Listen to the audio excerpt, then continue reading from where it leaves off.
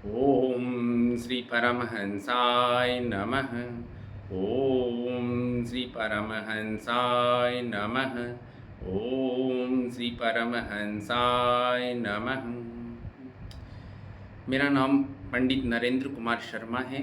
मैं धार्मिक अनुष्ठान का कार्य भी करता हूँ और साथ में धार्मिक शिक्षा, संस्कृति और आध्यात्मिक जागरण हेतु भी श्री परमात्मा के निर्देशन में, श्री गुरु महाराज जी के निर्देशन में कार्य कर रहा हूँ।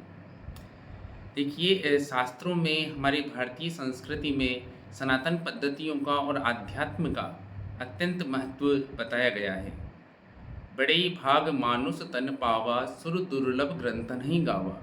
बड़े भाग्य से जो ये मनुष्य तन मिला है, जो कि देवताओं के लिए भी दुर्लभ है, इस मनुष्य तन में आकर हम सनातन धर्म और आध्यात्म के संस्कृति का पालन करते हुए, हमारी शरीर, मन और आत्मा में संतुलन स्थापित करते हुए हम पार ब्रह्म में श्री गुरु महाराज जी के कृपा से, सानिध्य में आसानी से प्रवेश कर सकते हैं। सर्वप्रथम मैं श्री गुरु चरणों में चरण वंदना करता हूँ और श्री गुरु महाराज जी के चरण वंदना में ओम श्री सद्गुरुदेवाय नमः, ओम श्री परमात्मने नमः। ध्यानमूलं गुरुर्मूर्ति, पूजामूलं गुरुर्पदं, मंत्रमूलं गुरुर्वाक्यं, मोक्षमूलं गुरुकृपा। गुरुर्ब्रह्मा गुरुर्विष्णु गुरुर्देवो महेश्वर, गुरुर्साक्षात् परं ब्रह्म तस्मै श्री गुरवे नमः। त्वमेव माता च पिता त्वमेव, त्वमेव बन्धु च सखा त्वमेव, त्वमेव विद्या द्रविणं त्वमेव, त्वमेव सर्वं मम देव देव। ॐ अखण्डमण्डलाकारं व्याप्तं येन चराचरं, तत्पदं दर्शितं येन तस्मै श्रीगुरुवे नमः। देखिए, धर्म शास्त्रों में, आध्यात्म में गुरु का पद सर्वोत्तम माना गया है। समस्त देवी देवताओं को भी जब यहाँ जन्म हुआ तो उनको भी गुरु धारण करने पड़े हैं। गुरु ही वह सर्वोच्च परम पद है जहाँ से हम मुक्ति का मार्ग मिलता है, और परम अविनाशी जो पद है उसकी प्राप्ति भी गुरुदेव के श्री चरणों से ही प्राप्त होती है। पूजा का जो मूल है वो गुरु के चरण हैं। ध्यान का जो मूल है वो गुरु की मूर्ति अर्थात गुरु के दर्शन हैं, जिन्हें हम मस्तक पर यहाँ दर्शन करते हैं। मंत्र मूलम गुरुर्वाक्यम, गुरु का जो वाक्य है वही मंत्र स्वरूप है। ऐसे मोक्ष मूलम गुरु कृपा, और गुरु की कृपा ही मोक्ष का मूल है। ऐसे सद्गुरुदेव को, गुरु तत्व को बारंबार नमन, प्रणाम, बहुत बहुत दंडवत प्रणाम। देखिए, धर्म शास्त्रों में, हमारे भारतीय संस्कृति के रीति रिवाजों में शास्त्र और स्तुतियों का बहुत महत्व रहा है। सभी प्रकार की स्तुतियाँ, देवता जो कि प्राप्ति वाले महापुरुष हैं तो उनकी भी स्तुतियाँ रहती है, और सभी स्तुतियाँ जो है परमपिता परमेश्वर की ओर ही जाती है। हम किसी भी प्रकार से किसी भी देवता की अगर हम आराधना, पूजा, पद्धति करते हैं तो भी वह परमात्मा की ओर ही जाती है। सबका मूल एक ही है। अब कुछ स्तुतियाँ जो इस प्रकार से हैं श्री कृष्ण भगवान की। शांताकारं भुजगशयनं पद्मनाभं सुरेशं, विश्वधारं गगनसदृशं मेघवर्णं शुभांगं, लक्ष्मीकान्तं कमलनयनं योगिविद्यानर्गम्यं, वन्दे विष्णु भवभयहरं सर्वलोकैकनाथम्। अर्थात जो शांत आकार वाले हैं, जो शांति प्रदान करते हैं। भुजग शयनम, जो कि सर्पों की सैया पर विराजमान होते हैं, अर्थात जो समस्त प्रकार के विकारों का दमन कर देते हैं, शमन कर देते हैं। उन विकारों को शांत कर देते हैं। वो विकार ही सर्प के समान हैं। काम, क्रोध, मद, लोभ, राग, द्वेष, ईर्ष्या, ये विकार हैं, यही सर्प हैं। तो इनको नष्ट करने वाले पद्मनाभम, जिनकी नाभि में कमल है। कमल वह पुष्प है जो कि संसार में या तालाब में रहते हुए, पानी में रहते हुए भी कीचड़ का उसके ऊपर एक बूंद भी नहीं गिरता है और वो निर्लेप अवस्था में रहता है।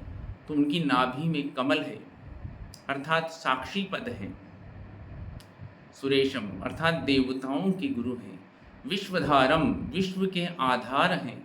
गगन सदृशम, जिस प्रकार से आकाश है जो संपूर्ण जो लोक में रहने वाले जीव चराचर हैं उनके ऊपर छत्र छाया है, ऐसे विष्णु पूरे संसार का पालन पोषण करते हैं। मेघ वर्णम शुभांगम, जिनका मेघ वर्ण है, जिस प्रकार से बादलों का वर्ण रंग रहता है, शुभांगम यानी शुभ अंगों वाले हैं। लक्ष्मीकांतम, लक्ष्मी के पति हैं, यानी लक्षणों से युक्त हैं।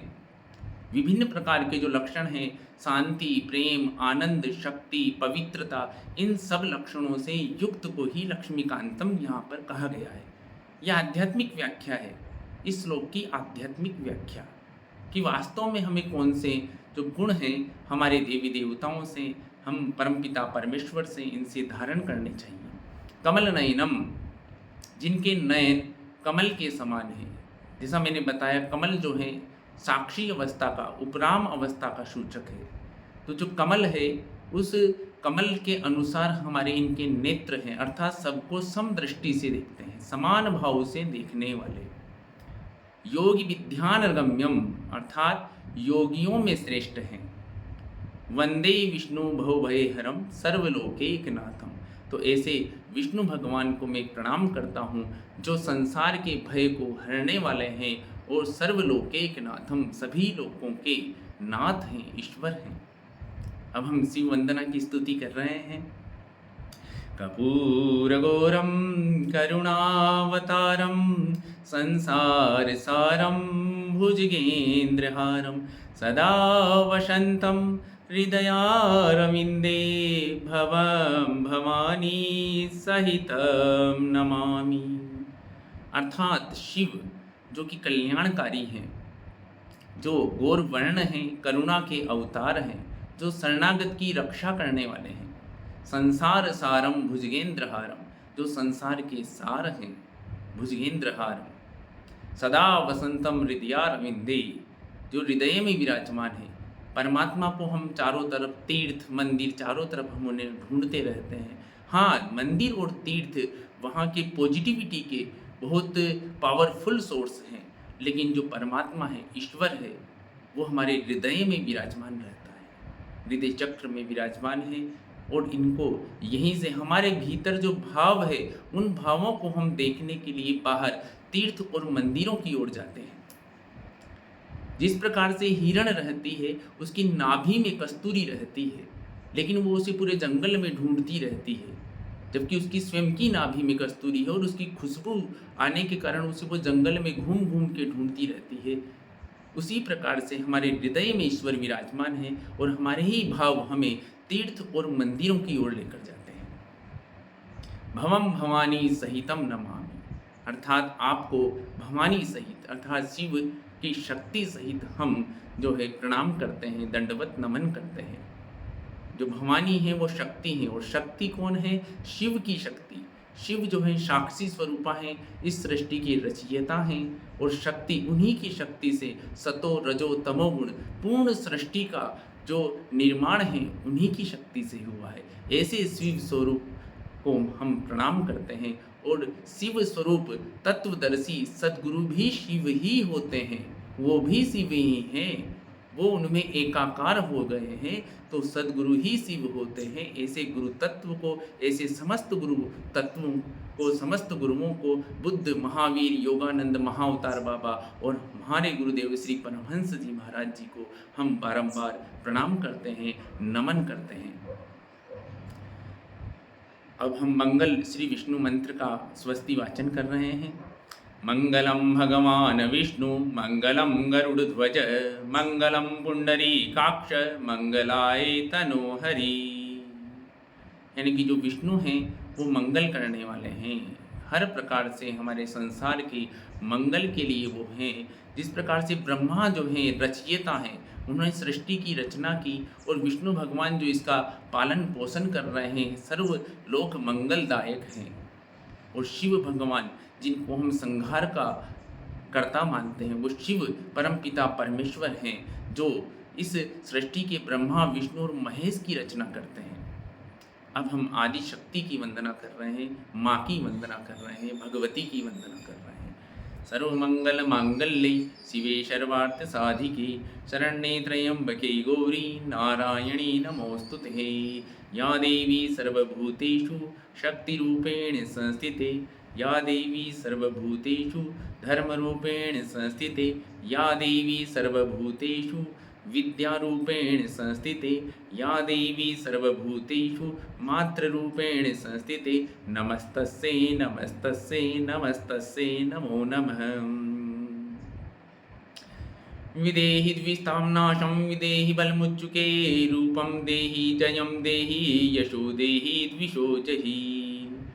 ओं विद्यावन्तं यशस्वन्तं लक्ष्मीवन्तं जनं कुरु, रूपं देहि जयं देहि यशो देहि द्विषो जहि।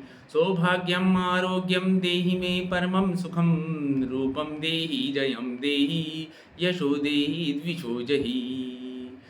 पत्नी मनोरमां देहि मनोव्रतानुसारिणीं, तारिणीं दुर्गसंसारसागरस्य कुलोत्तमाम्, इति देव्यार्गलास्रोतं सम्पूर्णम्।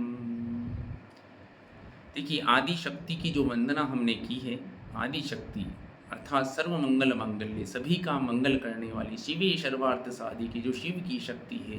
शरण्ये त्र्यंबके गौरी नारायणी नमोस्तुते, ऐसी हम माँ की शरण में जाते हैं जो सभी का मंगल करने वाली, वो हमारा भी मंगल करे। ऐसे बताया, विद्यावंतम यशस्वंतम लक्ष्मीवंतम जन्म गुरु, हमें विद्या प्रदान करने वाली, हमें लक्ष्मी प्रदान करने वाली, यश प्रदान करने वाली, हमें विद्या दे, यश दे, लक्ष्मी दे, जन्म गुरु। रूपम देहि जयम देहि यशो देहि द्विषो देहि, रूपम अर्थात आत्मज्ञान प्रदान करे, रूपम देहि जयम देहि हमें जय दे, यशोम देहि यशो देहि यश प्रदान करे, द्विषो जहि हमारे शत्रुओं का विनाश करे। और शत्रु कौन से हैं? ये बगलामुखी जो है उसमें अर्गला स्रोतम में आता है। शत्रु हैं हमारे भीतर के शत्रु, काम क्रोध मद मोह लोभ राग द्वेष और ईर्ष्या, ये हमारे भीतर के शत्रु हैं। इनका जो है वो शत्रुओं का संहार करे माँ, ये हम उनसे बारंबार प्रार्थना कर रहे हैं। और इसी प्रकार से जो बाहर के शत्रु हैं, उनके अंदर भी जो दुर्बुद्धि है, उस दुर्बुद्धि का नाश करे और उनको सद्बुद्धि प्रदान करे, सद्बुद्धि प्रदान करे और वो सद्मार्ग पर चलें। ऐसी हम इस अर्गला स्रोत के माध्यम से माँ के श्री चरणों में प्रार्थना कर रहे हैं। सौभाग्यम आरोग्यम देहि में परमम सुखम, रूपम देहि जयम देहि यशो देहि द्विषो देहि, सौभाग्य प्रदान करे, आरोग्य प्रदान करे, हमें निरोगी बनाए, यश दे, हमारे शत्रुओं का नाश करे, ऐसी माँ हमें। विदेहि द्विस्ताम नाशम विदेहि बलमुच्चुकी, विदेहि द्विस्ताम, जो हमसे द्वेष रखने वाले हैं, जो हमसे किसी भी प्रकार की ईर्ष्या रखने वाले हैं, तो विदेहि द्विस्ताम नाशम विदेहि बलमुच्चुकी, उनकी इन दुर्बुद्धियों का नाश करे, वो हमसे ईर्ष्या ना रखें, उनको सद्बुद्धि प्रदान करे और हमारे भीतर के विकारों को भी शांत करे और हम में पवित्रता, शांति, प्रेम, सहानुभूति, शक्ति, इनका संचार करे। ऐसा हम माँ के बारंबार उनके श्री चरणों में नमन कर रहे हैं। माँ है हमारी, जो परमपिता परमेश्वर शिव हैं, वही माँ स्वरूपा हैं। हम उन्हें माँ मानकर, अपनी माता मानकर हम उनके श्री चरणों में प्रार्थना कर रहे हैं। पत्नी मनोरमाम देहि मनोव्रतानुसारिणी, मुझे मेरी मन में जिस प्रकार की पत्नी की मैं रखता हूँ रुचि, कि मुझे इसी प्रकार के अच्छे सद्गुणों वाली पत्नी प्राप्त हो, तो पत्नी मनोरमाम देहि मनोव्रतानुसारिणी तारिणीं दुर्ग संसार सागर से कुलोद्वाम, जो इस संसार सागर, जो भव सागर है, तो इसको मुझे पार करवा दे, ऐसी पत्नी मुझे प्राप्त हो जो भव सागर की इस संसार की माया जाल से मुझे मुक्त करवा दे। ऐसा हम माँ के श्री चरणों में प्रार्थना कर रहे हैं, बारंबार हम उनको नमन कर रहे हैं। इसके अंत में हम क्षमा प्रार्थना भी करते हैं माँ से, और माँ से क्षमा प्रार्थना करते हुए हम नियमित स्तुति का गान करते हैं। ओम अपराध सहस्राणि क्रियन्ते हर्निशं मया दासो मयिमिति मां मत्वा समक्ष परमेश्वरि आह्वानं न जानामि विसर्जनं पूजां चैव न जानामि संयतां परमेश्वरि मंत्रहीनं क्रियाहीनं भक्तिहीनं सुरेश्वरि यत्पूजितं मया देवी परिपूर्णं तदस्तु मे अपराधशतं कृत्वा जगदम्बेति चोश्रेत् यां गतिं नतां ब्रह्मादयेश्वरा सापराधोऽस्मि शरणं प्राप्तोऽस्तां जगदम्बिके इदानुतस्रं संहितां देवी प्रसीद परमेश्वरी कामेश्वरी सच्चिदानन्दनिविग्रहे सुरेश्वरी ओम शिव शक्ति शिवाय नमः। अब हम श्री कृष्ण की वंदना करेंगे। श्री कृष्ण वही जो हमारे शिव परमात्मा, वही सद्गुरु हैं, वही सद्गुरु, वही गुरु कभी राम बनकर आते हैं, कभी कृष्ण बनकर आते हैं, कभी महावीर, कभी बुद्ध, कभी माँ बनकर आते हैं। समस्त देवी देवता में वही हमारे सद्गुरु विराजमान है, वही परमात्मा विराजमान है। अब हम श्री कृष्ण की वंदना करेंगे। मुकं करोति वाचालं पंगुं लंघयते गिरिं यत्कृपातमहं वंदे परमानंद माधवम। अर्थात ऐसे कृष्ण, ऐसे परमात्मा, मुकम करोति वाचालम, यानी कि जो गूंगा है, अगर उनकी कृपा हो जाए तो वो भी वाचाल बन जाए, वो भी बोलने लग जाए। पंगुम लंघयते गिरिम, जो पैर से लंगड़ा है, जो विकलांग है, अगर परमात्मा की कृपा हो जाए तो वो भी चलने लग जाए। यत् कृपा तमहम वंदे परमानंदम माधवम, यदि आपकी कृपा हम मुझ पर हो जाए तो वंदे परमानंद माधवम, परम आनंद की प्राप्ति हो जाए। हे माधव, परम आनंद की प्राप्ति हो जाए।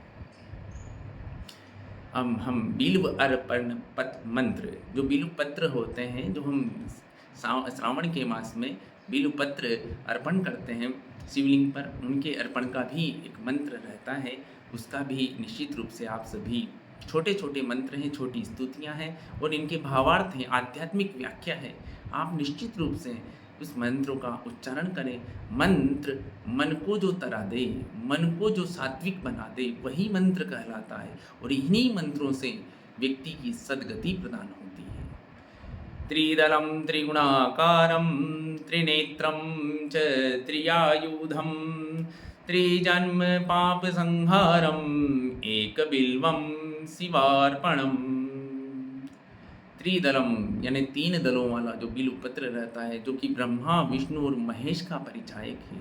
त्रिगुणाकारम, त्रिगुण अर्थात सत्व, रज और तम, ये 3 गुण हैं, सत्व गुण, रजोगुण और तमोगुण। त्रिनेत्रम, जो 3 नेत्रधारी हैं। च त्रिआयुधम, त्रिजन्म पाप संहारम, जो कि हमारे जन्म जन्मों के पाप का संहार करने वाले हैं। एक बिल्वम सिमार्पणम, ऐसे ही बिल्व पत्रों को मैं शिव कल्याणकारी परम पिता परमेश्वर पर अर्पण कर रहा हूँ, वो मेरा कल्याण करें। इन्हीं भावों के साथ हम बिल्व पत्र का शिवलिंग पर अर्पण करते हैं। भक्ति बहुत आवश्यक है, ज्ञान जरूरी है। आध्यात्म में ज्ञान बहुत आवश्यक है, मानते हैं, क्योंकि ज्ञान से हमें हर चीज़ की तार्किक बुद्धि आती है और तर्कों का समाधान होता है। लेकिन भक्ति बहुत आवश्यक है। भक्ति रहेगी तो ज्ञान मिलेगा और भक्ति रहेगी तो भगवान भाव के भूखे हैं। अगर हमारे भगवान, जब हम उनको अर्पण करते हैं, फल, पुष्प, इसके अलावा किसी भी प्रकार का मिष्ठान हम भोग अर्पण करते हैं, तो भगवान भाव के भूखे हैं। भगवान हमारे भावों को लेते हैं। अगर हम बिना भावों के हम उनको अर्पण कर रहे हैं तो भगवान को वो प्राप्त नहीं होते हैं। और हमारे भावों को जब भगवान ग्रहण करते हैं तो हमें आशीर्वाद देते हैं और उस प्रसाद में उन परमपिता परमेश्वर का, उन गुरुदेव का आशीर्वाद आता है। और उस प्रसाद को जब हम थोड़ा सा कण मात्र भी ग्रहण करते हैं, यानी कि हमारे घर परिवार के हम भोजन में मिलाते हैं, हम कण मात्र भी जब उनको ग्रहण करते हैं तो हमें परम आनंद की प्राप्ति होती है। हमारे विघ्न दूर हो जाते हैं, हमारे रुके हुए कार्य जो है वापस शुरू हो जाते हैं। तो इसलिए भाव बहुत आवश्यक है, भक्ति बहुत आवश्यक है। भक्त वो होता है जो विभक्त ना हो, जो ईश्वर से विभक्त ना हो, अलग ना हो, वही भक्त है। अब हम सरस्वती वंदना के माध्यम से परमात्मा के सरस्वती स्वरूप का नमन करेंगे, सरस्वती स्वरूप का हम गान करेंगे। ओम या कुन्देन्दुतुषारहारधवला या शुभ्रवस्त्रान्विता या वीणावरदण्डमण्डितकरा या श्वेतपद्मासना या ब्रह्माच्युतशङ्करप्रभृतिभिः देवैः सदा वन्दिता सा मां पातुं सरस्वतीं भगवतीं निःशेषजाड्यापहां शुक्लां ब्रह्मविचारसारपरिमा माध्यां जगद्व्यापिनीं वीणापुस्तकधारिणीम् अभयतां जाड्यान्धिकारापहं हस्ते स्फटिकमालिकां विदधति पद्मासने संस्थितां वन्दे त्वां परमेश्वरीं भगवतीं बुद्धिप्रदां शारदाम्। हम उस ईश्वर के, परमात्मा के, गुरुदेव के सरस्वती स्वरूप से हम प्रार्थना कर रहे हैं कि हे माँ, आप माँ स्वरूप में आए हैं, हमारे कंठ में विराजमान रहिए और हमें ज्ञान प्रदान कीजिए। स्वामी विवेकानंद ने भी कहा, जब वो काली माँ के दर्शन करने गए, रामकृष्ण परमहंस ने कहा कि जा मांग ले तू काली से जो भी मांगना है। तो वो काली के दर्शन जब उन्हें हुए तो स्वामी विवेकानंद केवल 3 शब्द कहे कि माँ मुझे ज्ञान, भक्ति और वैराग्य दीजिए। ज्ञान, भक्ति और वैराग्य अर्थात भक्ति भी आवश्यक है, वैराग्य अर्थात इन विकारों से वैराग्य और ज्ञान प्रदान कीजिए। ज्ञान बहुत आवश्यक है। इसलिए सरस्वती को हम हमारे यहाँ थ्रोट चक्र में, हमारे विशुद्धि चक्र में विराजमान करते हैं। हमारे जो चक्र हैं, मूलाधार, स्वादिष्ठान, अनह, मणिपुर, अनहत, विशुद्धि, आज्ञा और सहस्त्रार चक्र, ये श्री गणेश से, ब्रह्मा से, श्री गणेश से शुरू होते हुए ब्रह्मा, ब्रह्मा के बाद विष्णु, विष्णु महेश, फिर उसके बाद सरस्वती, फिर उसके बाद शिव परम पिता परमेश्वर की ओर इंगित करते हैं। तो हम उनसे वंदना कर रहे हैं कि हे माँ बुद्धि प्रदाम शारदाम, हमें बुद्धि दीजिए, हमें बुद्धि दीजिए और हमें जो आपके स्फटिक मणि का आपके हाथों में जो माला है, वो माला जो सूचक है आपकी परमपिता परमेश्वर से आपके संयोग का, आपके उन स्वरूप का, तो हमें आप जो कमल पे आसन पर विराजमान है, जो साक्षी उपराम अवस्था का प्रतीक है, तो हे माँ हमें बुद्धि प्रदान कीजिए और हमसे किसी भी प्रकार की यदि वाणी से, मन, वचन, कर्म से जाने अनजाने किसी की भी प्रति बुरे भाव हो गए हों या हमने कोई अपशब्द कर दी हो, तो हे परमपिता परमेश्वर हमें क्षमा कर दीजिए। ऐसा हम परमपिता परमेश्वर के सरस्वती स्वरूप से हम प्रार्थना करते हैं। अब हम इसके बाद स्वस्ति वाचन करेंगे। ओम स्वस्ति न इंद्रो वृद्धशर्वाः स्वस्ति न पूषा विश्ववेदा स्वस्ति न साक्षो अरिष्टनेमि स्वस्ति नो बृहस्पतिर्दधातु। स्वस्ति वाचन का अर्थात कल्याण का मंत्र है। सभी का कल्याण हो, माता पिता बुजुर्ग इन सब का कल्याण हो, ईश्वर की सभी के ऊपर कृपा रहे, किसी को किसी भी प्रकार का दुख ना हो, सभी मंगल की ओर देखें, सभी के कल्याण के लिए स्वस्ति वाचन किया जाता है। अब हम शांति पाठ का वाचन कर रहे हैं और उसकी आध्यात्मिक व्याख्या आपको बता रहे हैं। ओम पूर्णमद पूर्णमिदं पूर्णात् पूर्णमुदच्यते पूर्णस्य पूर्णमादाय पूर्णमेवावशिष्यते। ओम शांति शांति शांति। अर्थात पूर्णमद पूर्णमिदं पूर्णात् पूर्णमुदच्यते, अर्थात पूर्ण में जो शिव पूर्ण परमात्मा है, यदि हम पूर्ण में से पूर्ण को भी निकाल लें तो भी पूर्ण ही शेष रह जाता है। पूर्णस्य पूर्णमादाय पूर्णमेवावशिष्यते, अर्थात जो शिव परम पिता परमेश्वर हैं, जो सद्गुरु हैं, वो समर्थ सद्गुरु हैं, पूर्ण हैं अपने आप में। तो पूर्ण में से जब हम पूर्ण को निकाल भी लेते हैं तो वो भी पूर्ण हो जाता है और फिर भी पूर्ण ही शेष रहता है। अर्थात हमारे श्री सद्गुरुदेव, हमारे शिव परमात्मा इस प्रकार के पारस हैं कि वो जिस को टच कर दें, जिसको स्पर्श कर दें, वह भी पारस ही बन जाता है। इसमें आगे बताया है कि ओम सर्वे भवन्तु सुखिनः सर्वे सन्तु निरामयाः सर्वे भद्राणि पश्यन्तु मा कश्चित् दुःखभाग् भवेत्। ओम शांति शांति शांति। अर्थात सभी सुखी रहें, सभी निरोग रहें, किसी को किसी भी प्रकार का दुख ना हो। इस प्रकार की कामना हमारे भारतीय संस्कृति में, हमारी धार्मिक संस्कृति में की गई है। सभी के लिए लोक कल्याणकारी मंगलकारी कामना की गई है। अब हम गणपति स्रोत का वाचन करेंगे और उसका फिर आध्यात्मिक अर्थ आपके समक्ष हम प्रस्तुत करेंगे। ओम वक्रतुंड महाकाय सूर्यकोटि संप्रभ निर्विघ्नं कुरु मे देव सर्वकार्येषु सर्वदा। गजाननं भूतगणादिसेवितं कपितजम्बो फलचारुभक्षणम् उमासुतं शोकविनाशकारकं नमामि विघ्नेश्वरपादपङ्कजम्।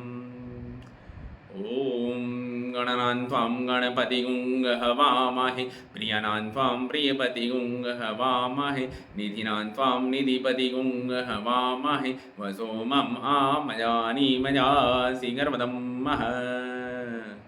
हम श्री गणेश जी से प्रार्थना कर रहे हैं कि हे गणेश जी महाराज, आप हमारे सभी कार्यों को निर्विघ्न कीजिए, आप निर्विघ्न रूप से उनको संपादित कीजिए, किसी भी प्रकार से हमें कोई कष्ट ना आए और सब प्रकार से मंगलकारी बने।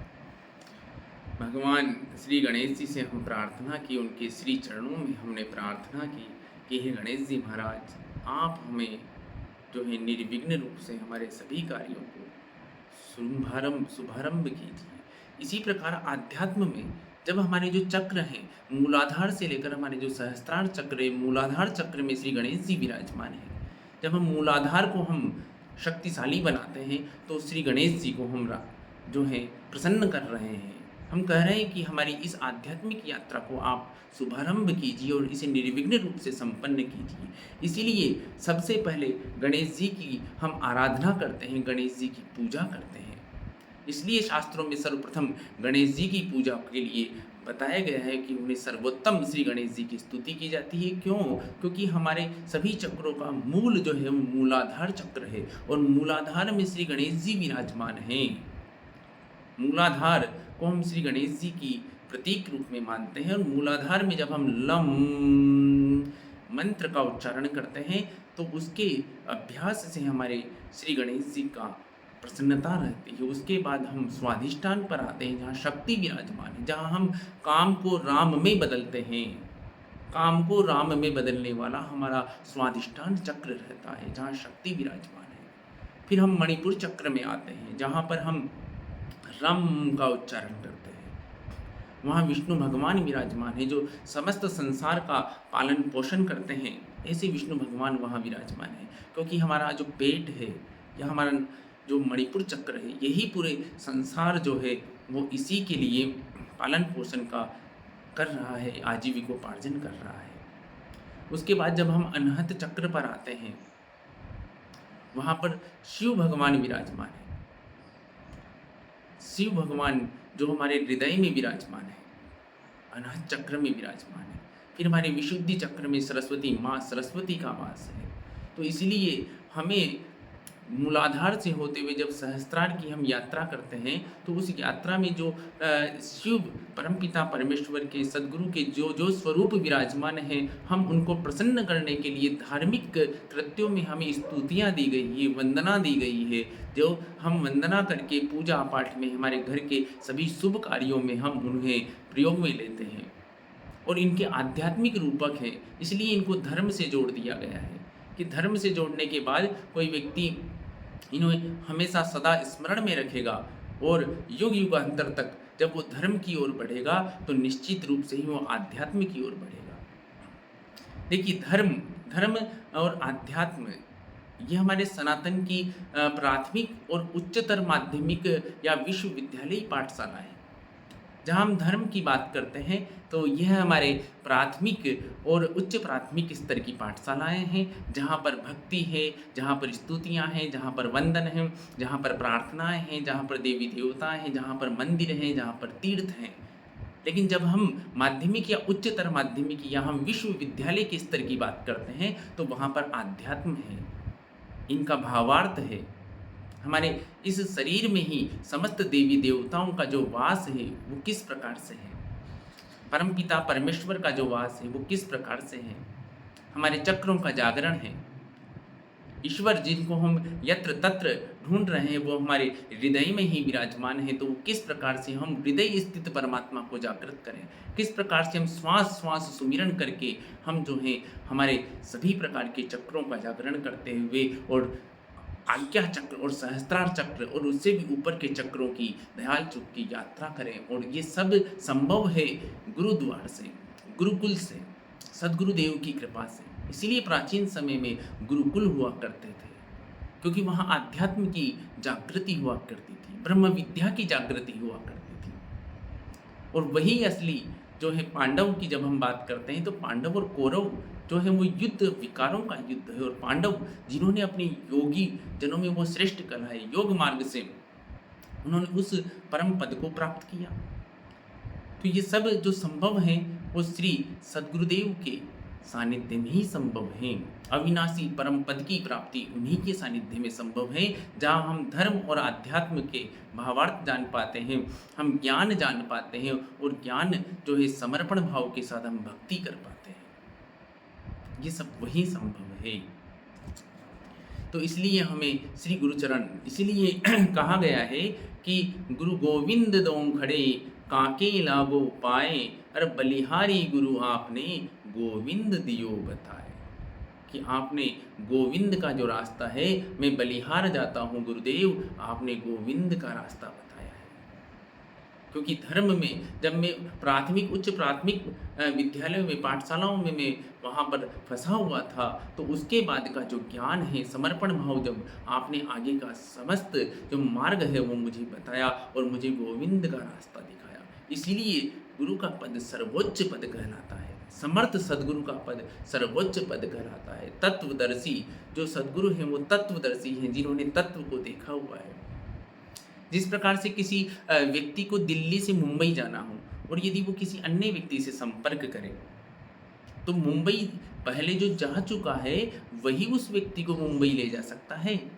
जो व्यक्ति आज तक मुंबई गया ही नहीं तो वो उस व्यक्ति को मुंबई कैसे ले जाएगा, वो भटका देगा। इसीलिए समर्थ सदगुरु का महत्व है कि जो तत्वदर्शी हैं, जिन्होंने तत्व को देख लिया है, जो एकाकार हो गए हैं, वही हमें तत्व तक ले जा सकते हैं और एकाकार करवा सकते हैं। इसीलिए हमें उनके श्री चरणों में कहते हैं पूजा मूलम गुरुर पदम। इसलिए पूजा के जो मूल हैं वो गुरु के पदम हैं, उनके श्री चरण हैं। तो ऐसे गुरु को मैं बारंबार नमन करता हूँ, दंडवत प्रणाम करता हूँ। ऐसे गुरु को बलबल जाइए जो आप मुकत मोहि तारे। अब हम दीप प्रज्वलन का मंत्र जो है वो हम आगे उसकी स्तुति का वाचन करते हैं। ओम दीप ज्योति परमं ज्योति दीप ज्योति जनार्दन दीपो हर्तु मे पापम दीप ज्योतिर्नमोस्तुते। शुभं करोति कल्याणम आरोग्यम सुख संपद द्वेष बुद्धि विनाशाय शत्रु बुद्धि विनाशाय दीप ज्योतिर्नमोस्तुते। तो जब हम दीपक का प्रज्वलन करते हैं तो उस समय हम कामना कर रहे हैं कि जिस प्रकार से आप में दीपक की ज्योति है, अर्थात ज्ञान का घी और योग की बाती, जो हमारे ज्ञान है उसका हम घी उसमें डाल रहे हैं, और योग की बाती अर्थात ध्यान, ज्ञान और ध्यान, इसका आध्यात्मिक व्याख्या है दीपक की कि ज्ञान और ध्यान, जब ज्ञान का घी हमारे भीतर प्रवेश कर जाता है तो ध्यान और योग की बाती हमारी प्रज्वलित हो जाती है। तो शुभम करोति कल्याणम आरोग्यम सुख संपद, हमारा कल्याण कीजिए, हमें निरोग बनाइए, हमें सुख संपदा प्रदान कीजिए। शत्रु बुद्धि विनाशाय द्वेष बुद्धि विनाशाय, हमारी जो द्वेष बुद्धि है, शत्रु बुद्धि है, हमारे अंदर जो विकार हैं, उन विकारों का संहार करें हे परमेश्वर। और दीप ज्योति नमोस्तुते, हमें दीपक की ज्योति के समान योग प्रदान कीजिए। ऐसा हम परमात्मा के श्री चरणों में, सद्गुरुदेव के श्री चरणों के अंदर प्रार्थना कर रहे हैं। तो इस प्रकार से हम दीप प्रज्वलन का जो मंत्र है, वो उस मंत्र के माध्यम से हम परमात्मा के श्री चरणों में बारंबार प्रार्थना करते हैं। अब हम शिव स्तुति का गान करेंगे। शिव परमपिता परमेश्वर की स्तुति का हम गान करेंगे। सर्वप्रथम हम महामृत्युंजय मंत्र का वाचन करेंगे और उसका ओम होम होम होम जूम स ओम त्रयंबकम यजामहे सुगंधिम पुष्टिवर्धनम उर्वारुकमिव बंधनान् मृत्योर्मुक्षीये मामृतात् स्वभूम सजुम होम ओम ओम त्रयंबकम यजामहे सुगंधिम पुष्टिवर्धनम उर्वारुकमिव बंधनान् मृत्योर्मुक्षीये मामृतात्। ये 52 अक्षरीय मंत्र है, जिसके हम आगे और पीछे ओम होम होम जुम स और ओम स जुम होम ओम, ये जो हम लगाते हैं, इसको हम मंत्र को बांधते हैं, जिससे कि ये पूरी तरीके से मंत्र हमारे कल्याण के लिए पूरी तरीके सर्वोत्तम रहे, जिसको हम संपुट कहते हैं हमारी भाषा में यहाँ पर। और ये जो ओम त्रयंबकम यजामहे सुगंधिम पुष्टिवर्धनम उर्वारुकमिव बंधनान् मृत्योर्मुक्षीये मामृतात्, अर्थात जो मृत के समान हो चला है उसको भी संजीवनी प्रदान करने वाला है। यह मंत्र जब हम विभिन्न प्रकार की बीमारियों से ग्रसित हों, असाध्य बीमारियों से ग्रसित हों, या हम किसी भी प्रकार के संकट में फंस रहे हों, तब हम इस शिव स्तुति से, हम इस महामृत्युंजय मंत्र के वाचन से हम परमपिता परमेश्वर के श्री चरणों में हम प्रार्थना करते हैं। देखिए, एक बार आप सभी को पता भी होगा कि हमारे जो अभिनेता हैं श्री अमिताभ बच्चन जी, इनके एक दीवार फिल्म थी, उसमें इनके जो है बहुत ज़्यादा घायल हो गए थे और ये मृत्यु की अवस्था में पहुंच गए थे। तो मृत्यु की अवस्था में पहुँचे, तो ऐसी स्थिति में उस समय की प्रधानमंत्री स्वर्गीय इंदिरा गांधी जी थी, तो उनको इनका बहुत अच्छा लगाव था बच्चन परिवार से। तो उनको जब पता चला तो उन्होंने तुरंत मदद भी की, और उसी समय आप ये देखिए महामृत्युंजय मंत्र का इनके माध्यम से 1.25 लाख करवाया गया। 1.25 लाख मंत्रों का जो जाप है महामृत्युंजय मंत्र के माध्यम से श्री अमिताभ बच्चन जी के लिए करवाया गया, और उसके पश्चात ही इनको जीवन संजीवनी मिली और इनका ये निरोगी रहे, और उसके बाद आज तक हमारे बीच में विद्यमान हैं, और अनेक प्रकार की इन्होंने अपनी अदा के माध्यम से, कलाकारी के माध्यम से हमारे पूरे संसार में हमारे भारत देश का नाम रोशन किया है। तो ये महामृत्युंजय मंत्र जो है संजीवनी मंत्र है। यह परमपिता परमेश्वर ने हमें जो है दिया है कि आप अपने आप को संजीवनी प्रदान करें। तो इसलिए हम ईश्वर के श्री सद्गुरु के श्री चरणों में ये जो मंत्र बताए जाते हैं, ये मंत्र मैंने कहा मन को तराने वाले, और मंत्र से ही सिद्धि है और मंत्र से ही जीवन है। हर प्रकार का मंत्र, तंत्र और यंत्र, तंत्र का मतलब तन को तराने वाला, और यंत्र जिस प्रकार से हम साधनों को यंत्र कहते हैं, बैलगाड़ी हो, ऊंट गाड़ी हो, या कार हो, वाहन हो, हवाई जहाज हो, वो सब यंत्र कहलाते हैं। तंत्र जिस प्रकार से पाचन तंत्र है, श्वसन तंत्र है, मस्तिष्क तंत्र है, तो उसी प्रकार से तन को तराने वाला तंत्र। इसलिए तंत्रों से किसी भी प्रकार से किसी को घबराने की आवश्यकता नहीं है। और मंत्र जो मन को तरा दे, जो हमको आरोग्य प्रदान करे, जो हमें निरोगी बना दे, जो प्रसन्न कर दे, जो हमें सफलता के चारों दरवाजे खोल दे, जहाँ चारों दिशाओं से हमें सुख, समृद्धि, धन, ऐश्वर्य की प्राप्ति हो, और हमारी जो आत्मा है उस परमात्मा मार्ग पर बढ़ पाए, और धर्म संगत कार्यों से हमें धन की प्राप्ति होती रहे। इसलिए ये मंत्र जो है इनको जपा जाता है। अब हम प्रस्तुत करते हैं आपके सामने श्री शिवाष्टक। श्री शिव महिमन स्तोत्र का शिवाष्टक है, जो कि भगवान शिव जो परम कल्याणकारी हैं, उनके जब हम पूजा पंचामृत से पूजा करते हैं, दूध, दही, घी और गंगा जल से हम शहद से पूजा करते हैं पंचामृत से, उसके पश्चात बिल्वपत्र आदि अर्पण करने के पश्चात, श्रृंगार करने के पश्चात हम जो है परमपिता परमेश्वर के महाकाल के सामने शिवाष्टक का वाचन करते हैं। अब हम शिवाष्टक जो है उसकी स्तुति का वाचन कर रहे हैं। आप सभी ध्यान से सुनिए। आदि अनादि अनंत अखंड अभेद सुवेद बतावे, अलख अगोचर रूप महेश को, जोगी जति मुनि ध्यान न पावे। आगम निगम पुराण सबे, इतिहास सदा जिनके गुण गावे। बड़े भागी नर नारी, सोई जो सांब सदा शिव को नित ध्यावे। सृजन सुपालन लय लीलाहित, जो विधि हर रूप बनावे। एक ही आप विचित्र अनेक, सुवेश बनाई के लीला रचावे। सुंदर सृष्टि सुपालन करी, जग पुनि बन काल जुखाए पचावे। बड़े भागी नर नारी, सोई जो सांब सदा शिव को नित ध्यावे। सांब सदा शिव को नित ध्यावे। अगुण अनीह अनामय अज, अविकार सहज निज रूप धरावे। परम सुरम्य वशन आभूषण, सजी मुनि मोहन रूप करावे। ललित ललाट बाल विधु विल से, रतन हार उर पे लहरावे। बड़े भागी नर नारी, सोई जो सांब सदा शिव को नित ध्यावे। अंग विभूति रमाय मसान की, अंग विभूति रमाय मसान की। विषमय भुजंग मणि को लपेटावे। नर कृपाल कर मुंड माल गल, भालू चर्म सब अंग उड़ावे। घोर दिगंबर लोचन तिन, भयानक देखी के सब थर्रावे।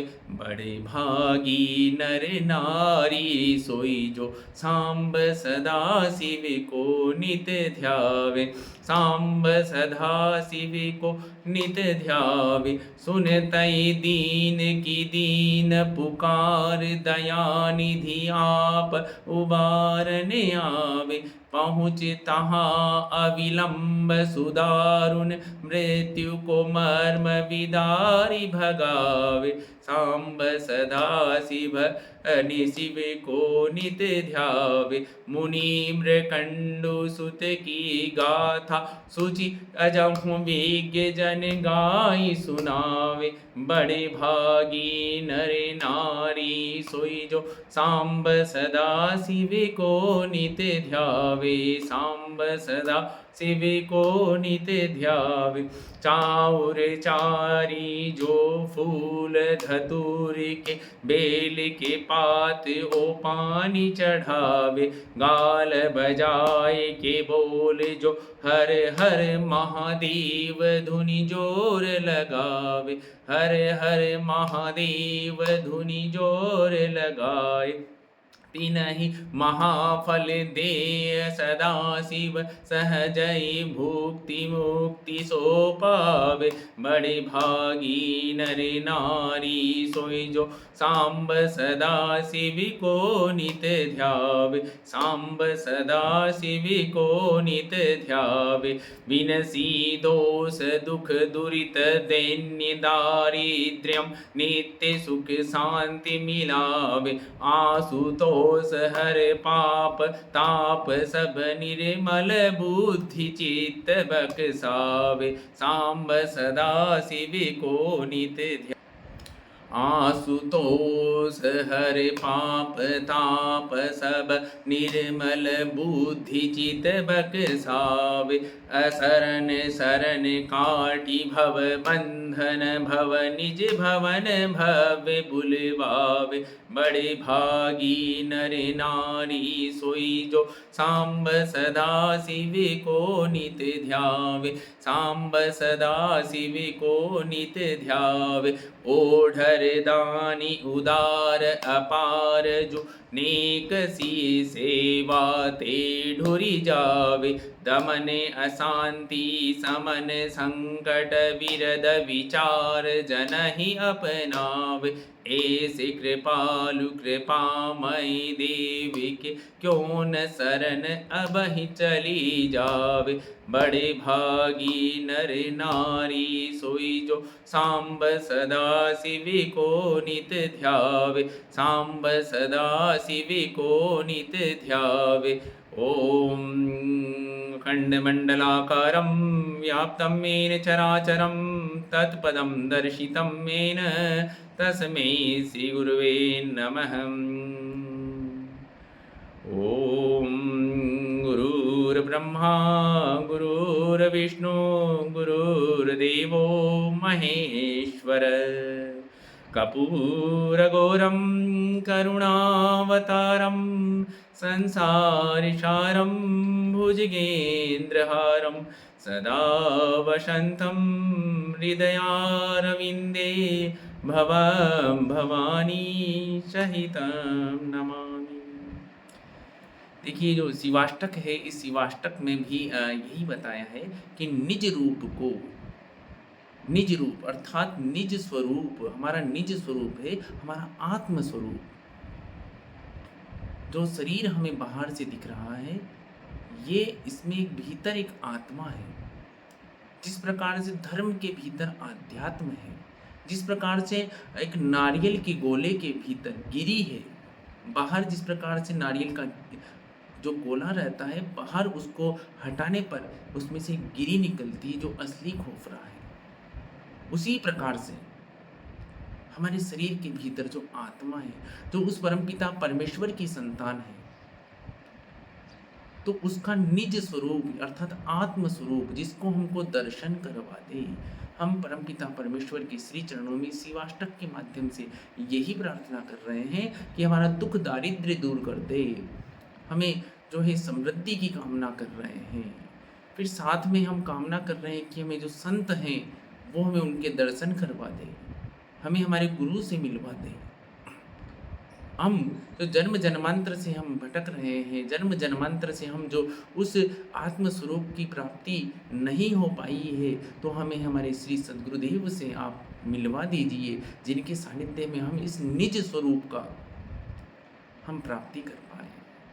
ऐसी प्रार्थना हम सदाशिव जो है शंभु उनके श्री चरणों में कर रहे हैं।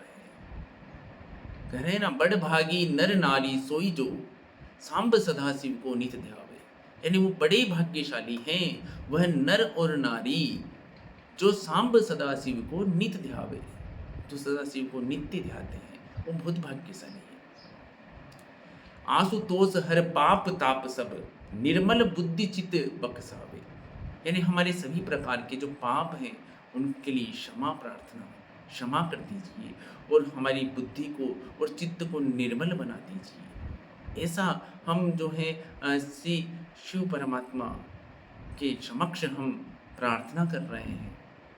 तो शिवाष्टक जो है वो शंभु के श्री चरणों में जो हम प्रार्थना कर रहे हैं वो भी हमें श्री सद्गुरुदेव की ओर ही इंगित कर रहे हैं, वो भी वहीं इशारा कर रहे हैं। हम जो स्तुतियाँ कर रहे हैं इन सब के पीछे बहुत बड़ी आध्यात्मिक व्याख्या है, लेकिन हम जो तीर्थ मंदिरों में जाते हैं तो हम उन पर भक्ति भावना में झूम लेते हैं, हम सभी प्रकार की स्तुतियाँ और प्रार्थना तो कर लेते हैं, लेकिन कभी इनका भावार्थ जानने का हम प्रयास नहीं करते हैं। जब हम भावार्थ जानने का प्रयास करेंगे तो हमारी मन बुद्धि और चित्त ये तीनों के बारे में पूरा इनका जो है आध्यात्मिक अर्थ बनता है, और आध्यात्मिक अर्थ बनने के बाद हम जब इनके बताए हुए मार्ग पर हम आगे की ओर अग्रसर होते हैं तो वहाँ पर हमें सद्गुरुदेव की कृपा मिलती है और हम आत्मा के निज स्वरूप को हम जान पाते हैं और उस अविनाशी परम पद की प्राप्ति कर पाते हैं जो इन 84 लाख योनियों से अलग ही है।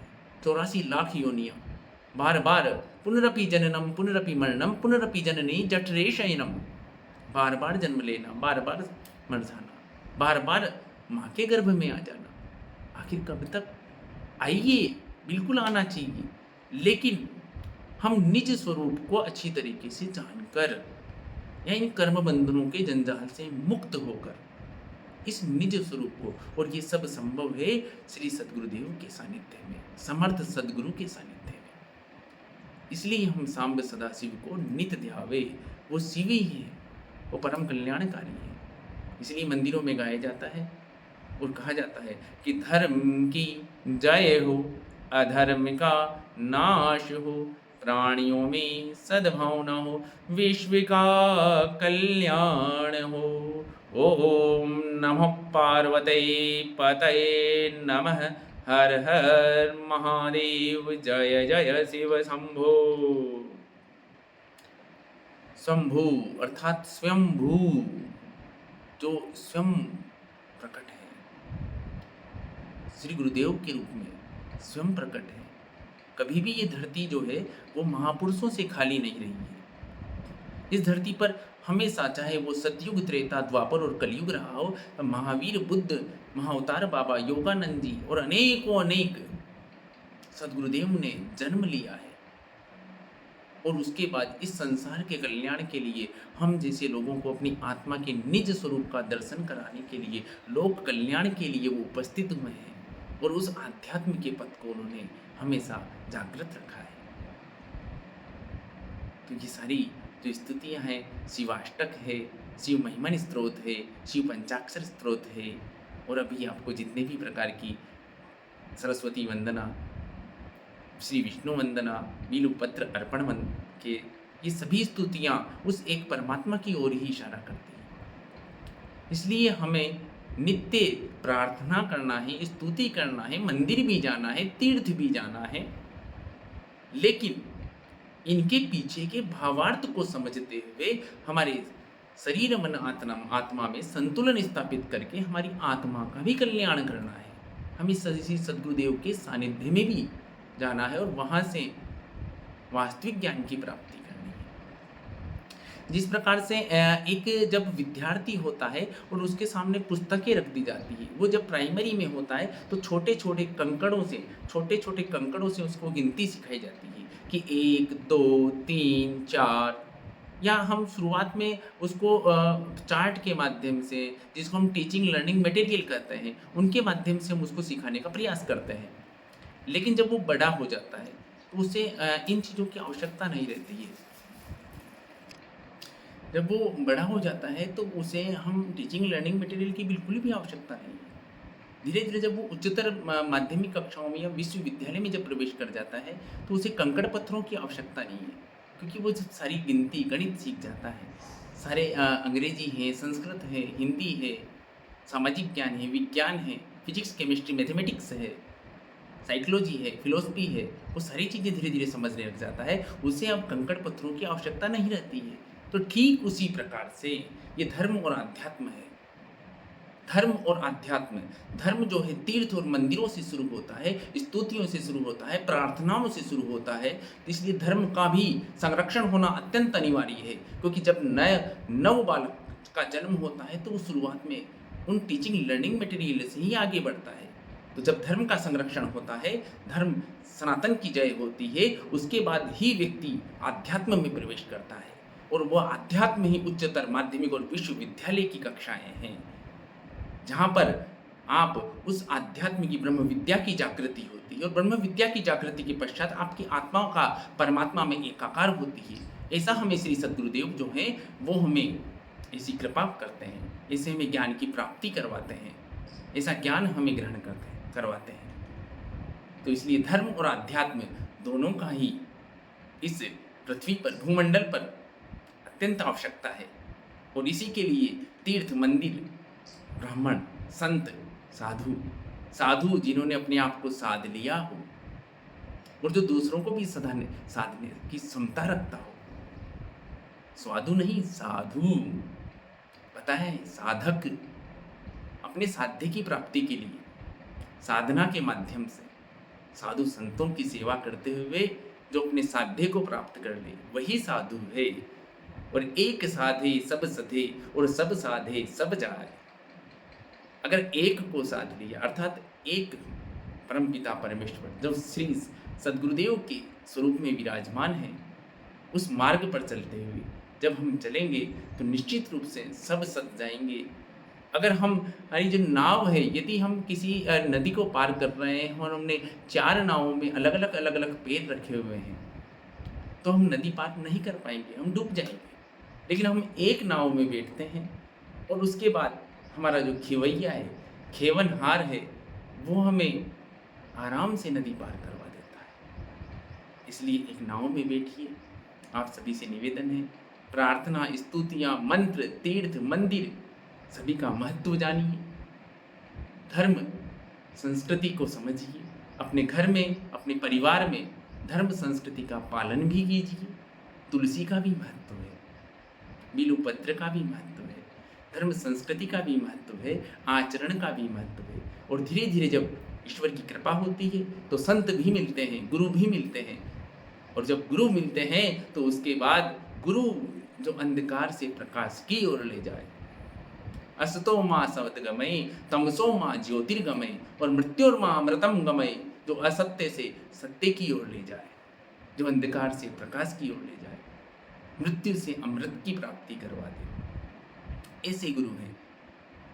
तो इसलिए आप जहाँ भी जुड़े हैं, जिस गुरु तत्व से जुड़े हैं, वहाँ पर आप अपने साध्य की प्राप्ति के लिए कर्मठ हो जाइए। और यदि आपको गुरु नहीं मिले हैं तो परमपिता परमेश्वर से प्रार्थना कीजिए।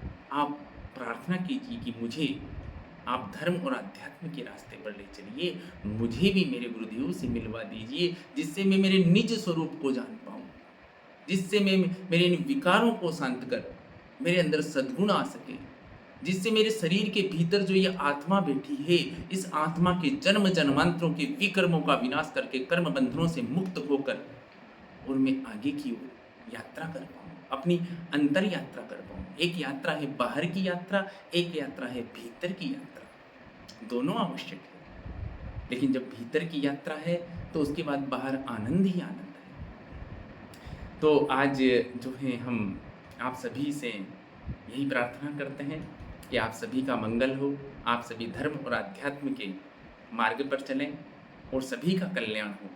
ईश्वर सभी का कल्याण करे। सभी को अपने अपने गुरुदेव, सभी के गुरुदेव के श्री चरणों में मेरा साष्टांग दंडवत प्रणाम है।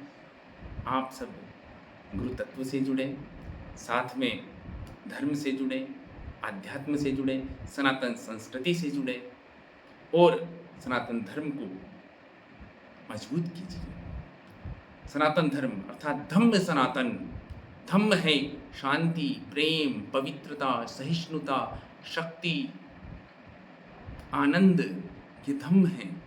सनातन कोई एक सीमित माया नहीं है, ये असीमित है, अनंत है। हमारी आत्मा भी अनंत है और अनंत की प्यास को अनंत ही बुझाता है। परमात्मा भी अनंत है और उस परमात्मा में जो एकाकार हो चुके हैं वो गुरुदेव भी अनंत है। तो इसलिए जो धम्म सनातन है, हमारे इन सद्गुणों ये हमारे अंदर विराजमान हों, ऐसा हम प्रयास करें, कर्म बंधनों से मुक्त हों और सनातन धर्म को मजबूत करें। साथ में हमारे आसपास के जितने भी युवा, वृद्ध, माता पिता, बच्चे जो भटक रहे हैं, उनको भी हम मार्गदर्शन करें और पारिवारिक जिम्मेदारियों का वहन करते हुए परिवार को छोड़कर नहीं जाना है। परिवार में रहते हुए अपने कर्म बंधनों के लिए क्षमा याचना करते हुए, अपने जिम्मेदारियों को निभाते हुए हम आगे बढ़ें, क्योंकि माता पिता, पत्नी, बालक, पुत्र पुत्री ये सब हमारे ही फर्ज हैं, हमारी ही जिम्मेदारी है। और गृहस्थ सबसे बड़ा आश्रम है, क्योंकि एक गृहस्थ संत बनिए, गृहस्थ से ही समस्त आजीविकोपार्जन रहता है। लेकिन एक गृहस्थ को सही दिशा और दशा दिखाने वाला, मार्गदर्शन देने वाला वो संत रहता है, वो श्री सद्गुरुदेव रहते हैं, तत्वदर्शी गुरुदेव रहते हैं, वो जिन्होंने शिव स्वरूप गुरुदेव रहते हैं। इसलिए आप सभी गृहस्थ में रहते हुए अपने पारिवारिक कर्तव्यों का पालन करते हुए, किसी से किसी भी प्रकार की अपेक्षा ना करते हुए और धर्म और आध्यात्म के मार्ग पर बढ़िए और अपने समस्त कर्म बंधनों से मुक्त हो जाएं और आनंद की प्राप्ति कीजिए, परम आनंद की प्राप्ति कीजिए। बहुत बहुत धन्यवाद आप सभी का। हम आगे भी इसी प्रकार से प्रार्थनाएं, स्तुतियाँ, श्लोक, रुद्रपाठ सभी का हम वाचन करेंगे और उनका आध्यात्मिक भावार्थ हम आपके समक्ष प्रस्तुत करेंगे कि हमारे धर्म शास्त्रों में, हमारे वेदों में, पुराणों में, ग्रंथों में, रामचरितमानस में, गीता में जहाँ जहाँ जो श्लोक मंत्र बताए गए हैं उनके वास्तविक अर्थ क्या हैं, वो हमें अध्यात्म के किन गूढ़ रहस्यों को बताते हैं, इसके बारे में भी हम क्रमशः आप सभी के सामने भावार्थ बताते हुए प्रस्तुत होंगे। जी धन्यवाद बहुत बहुत। और हम साथ ही जो है, मैं पंडित नरेंद्र कुमार शर्मा राजस्थान में रहता हूँ। हम विभिन्न प्रकार के पांडित्य कार्य भी किया करते हैं विधि विधान से, जिसमें ज्योतिष है, वास्तु है, वैदिक ज्योतिष है, अंक शास्त्र है, वैदिक अंक शास्त्र है। इसके साथ ही विभिन्न प्रकार के कार्य जैसे गृहारंभ है, नींव पूजन है, गणपति स्थापना है, विवाह है, पाणी ग्रहण संस्कार है, रुद्राभिषेक है, महामृत्युंजय जाप है। सभी प्रकार के हम कार्यों में पांडित्य के जितने भी कार्य विधि विधान से मंगल पूर्वक संपन्न किए जाते हैं और साथ ही आप सभी के मंगल के लिए कामना की जाती है। श्री शिव परमपिता परमेश्वर से, समस्त गुरु तत्वों से प्रार्थना की जाती है। देखिए, ये ऊर्जा है, सकारात्मक और नकारात्मक, और सकारात्मक ऊर्जा का जो पावर हाउस है वहाँ पर बैठकर आपके लिए प्रार्थना की जाती है और यही ऊर्जा पूरे संसार में है। अब हमारे ऊपर निर्भर करता है कि हमें किस ऊर्जा की ओर अग्रसर होना है। Law of attraction, law of attraction इसी को कहते हैं। हम जो ऊर्जा चाहते हैं, पॉजिटिव या नेगेटिव, वही ऊर्जा हमें मिलती है। यदि हम पॉजिटिव की ओर अग्रसर होंगे तो हमें पॉजिटिव ऊर्जा मिलेगी। अगर आप अभी नेगेटिविटी से ग्रसित हैं तो निश्चित रूप से आप प्रार्थना करें। आप स्वयं भी कर सकते हैं। निश्चित रूप से हमारे वैदिक मंत्रोच्चार, वैदिक विधि विधान से जितने भी मांगलिक कार्य होते हैं उनका निश्चित रूप से फल मिलता है और हमारे जीवन में मंगल ही मंगल होता है। दुर्गा सप्तशती पाठ है, संगीतमय सुंदर कांड है, विष्णु यज्ञ है, महालक्ष्मी पूजा है, शिव शक्ति साम्राज्य लक्ष्मी अनुष्ठान भी हमारे यहाँ से करवाया जाता है। नवग्रह की शांति है, वैभव लक्ष्मी पूजा है, संतान गोपाल अनुष्ठान है, नामकरण संस्कार है, यज्ञोपवीत संस्कार है, सत्यनारायण की कथा है, श्रीमद् भागवत मूल पाठ है, तुलसी विवाह, भजन संध्या, कीर्तन, हनुमान जन्मोत्सव पूजा, जन्माष्टमी, काल सर्पदोष पूजा, पितृदोष निवारण, मंगल दोष निवारण, मूल शांति, नक्षत्र शांति, गोचर दोष निवारण, व्रत कथाएं, एकादशी व्रत पूजा, व्रत उद्यापन, महाशिवरात्रि पूजा, प्रदोष, शिव पूजा, मूर्ति जो इसके साथ ही ऋण मुक्ति, जिनके ऊपर कर्जा है उनके लिए भी हम हमारे यहाँ प्रार्थना यज्ञ करवाया जाता है, काल भैरव पूजा इत्यादि जितने भी कार्य हैं हम मांगलिक विधि विधान से निश्चित रूप से संपन्न करवाते हैं और आप सभी के मंगल की कामना करते हैं।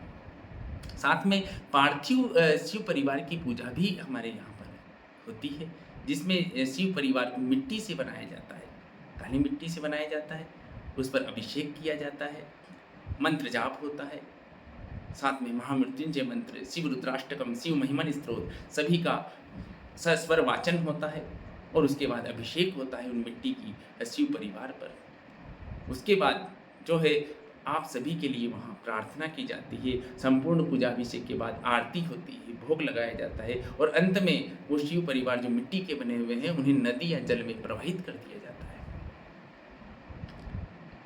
तो इस प्रकार से जो सभी मांगलिक कार्य, पूजा के कार्य विधि विधान से हमारे यहाँ से संपन्न होते हैं। आप स्वयं भी अपने स्तर पर कर सकते हैं और साथ में यदि आप हमसे संपर्क करना चाहें तो निश्चित रूप से संपर्क करें। हम आपके लिए ईश्वर परमपिता परमेश्वर और इस प्रकृति की सकारात्मक ऊर्जा के समक्ष हम प्रार्थना करेंगे कि आपके जीवन से नेगेटिविटी जाए, पॉजिटिविटी आए, नेगेटिविटी खत्म होकर सकारात्मकता आए, आपके घर परिवार का वातावरण सुंदर बने, स्वर्ग के समान बने और आपके अंदर धर्म और आध्यात्म की जागृति हो और आप अपने निज स्वरूप का दर्शन भी कर पाएं। सुख समृद्धि वैभव मिले आपको। धन्यवाद, बहुत बहुत धन्यवाद जी। आज की आनंद की जय, धर्म की जय हो, अधर्म का नाश हो। प्राणियों में सद्भावना हो, विश्व का कल्याण हो। ओम नमः पार्वते पतये नमः। हर हर महादेव। जय जय शिव शंभो।